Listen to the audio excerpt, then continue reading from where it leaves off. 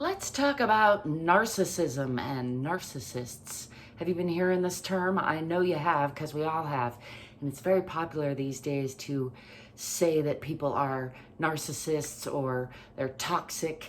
And I think that is an incomplete assessment. And in general, we all have the capacity to be narcissistic and altruistic. We all have the capacity to be healthy and toxic. And I don't believe any person is just one thing, one dimensional. We are all complex, nuanced beings. And yes, we tend to have,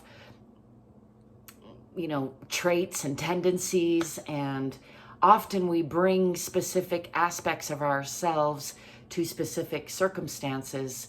And so, especially if we're in an intimate relationship, those circumstances can sort of paint us into a corner, so to speak, and we end up bringing just more of one dimension or another to that relationship, and then it starts to feel unpleasant and often gets labeled as toxic. However, if you think back in any relationship that you've had that you might have called toxic, or any partner that you've had that you might have accused of being narcissistic, I'm sure there was at least a moment, at least a brief moment, hopefully a longer period of time than that, where you actually were enjoying that person's company or something about that person, or you were seeing some other sides or dimensions or aspects of them.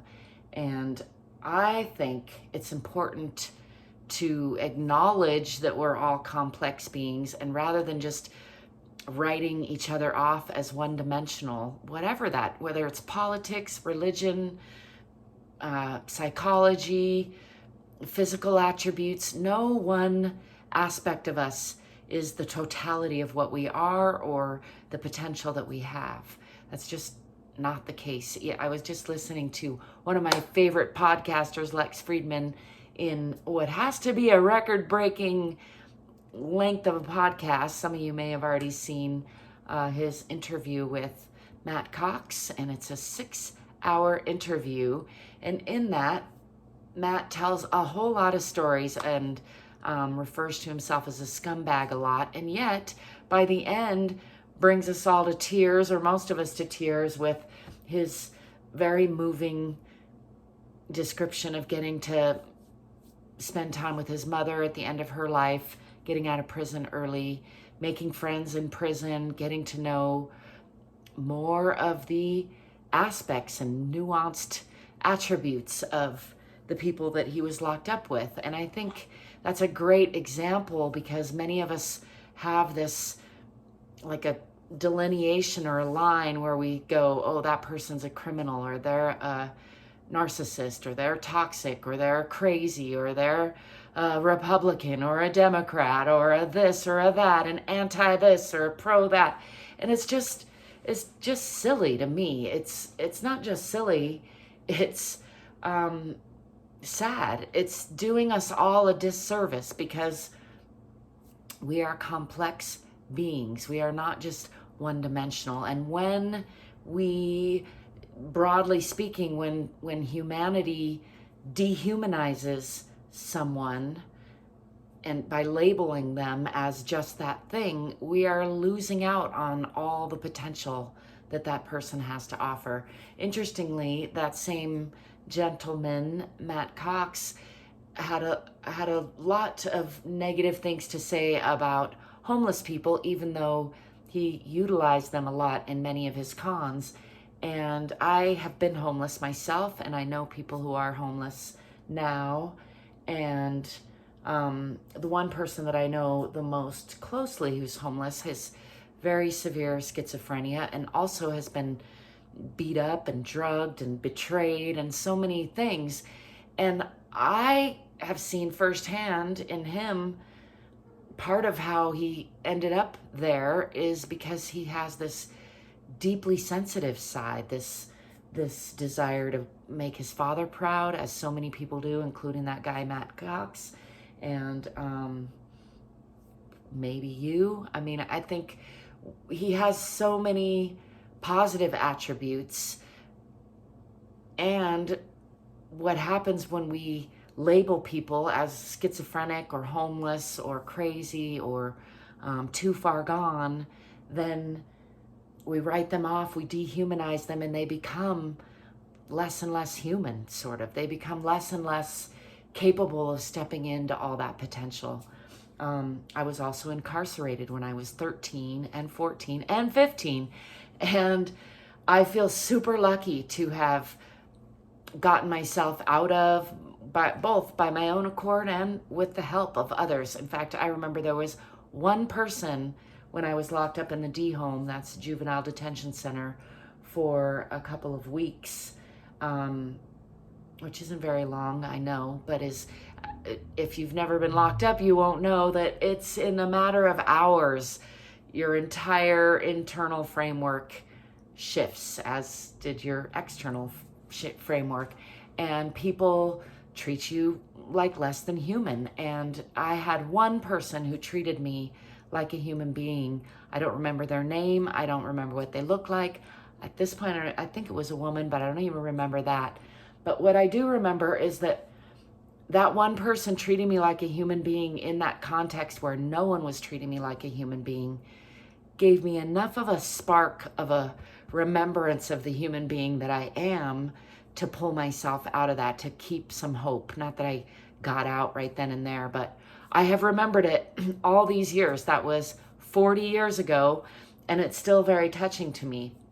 And I think about how often we dehumanize each other, and how by doing that we are almost like we are voting for the worst in that person, when all we are willing to see is the worst, or what we perceive as the worst in that person. So I wanted to riff on that because it's a personal issue for me and dear to my heart, and because I just listened to that podcast, and I think that a lot of people still are of the mind that there's a line that somebody can cross that makes it so that they're irretrievable.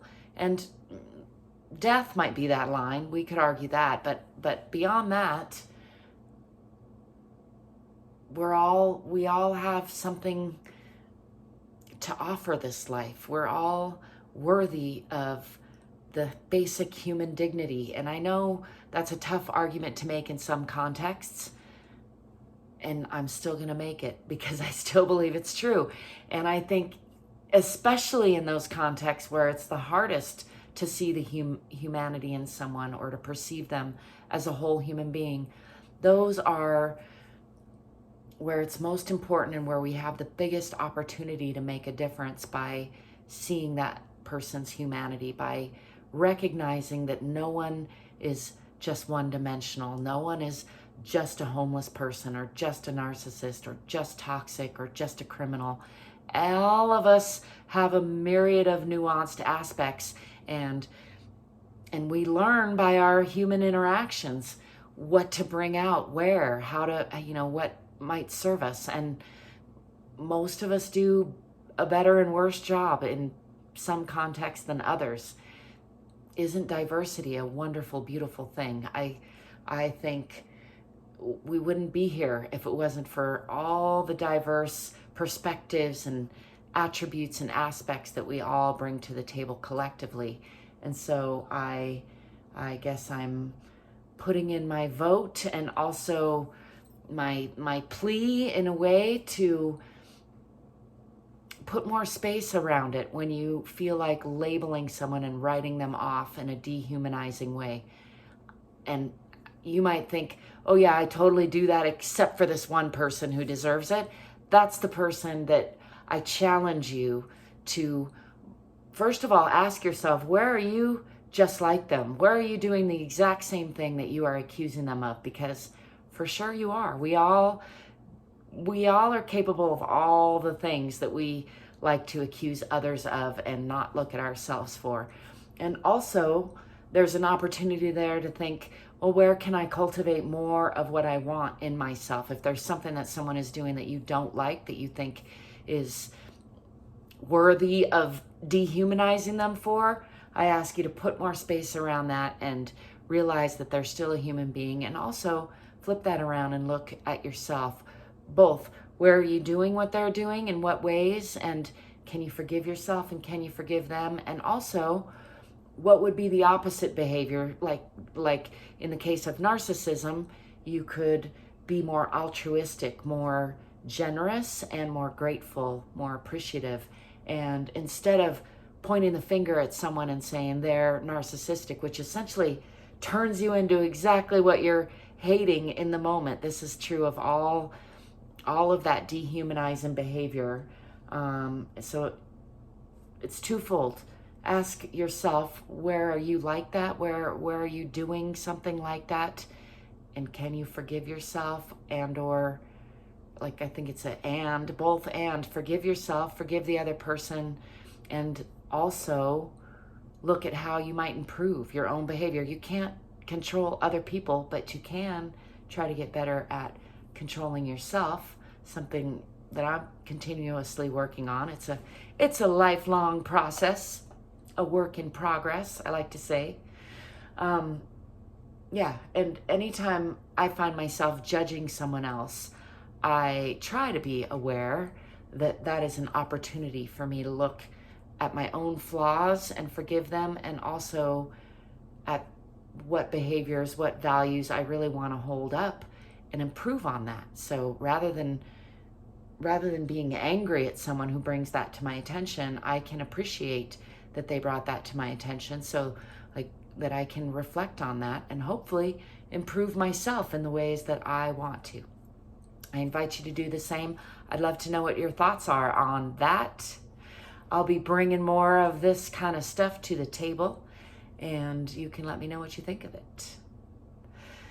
As always, I hope that you will stay courageous and curious, more fit, more free, more open-minded, more loving and kind.